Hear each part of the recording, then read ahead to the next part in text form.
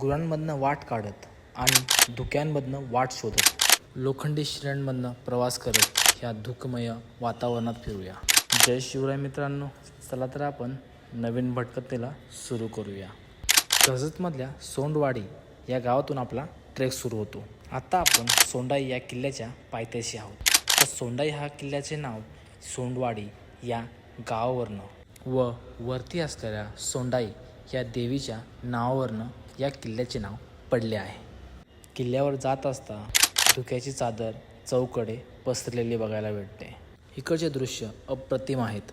हा किल्ला टेहाळणीचा असून या किल्ल्यावरनं दृश्य अप्रतिम आपल्याला बघायला भेटतं. आपण अशा 2 शिड्या पूर्ण केल्या असता आपण वरती सोंडाई देवीच्या मूर्तीपाशी जातो.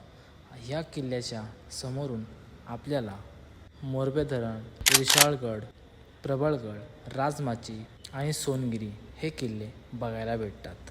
तुम्हीही नक्की भेट द्या या किल्ल्याला. धन्यवाद.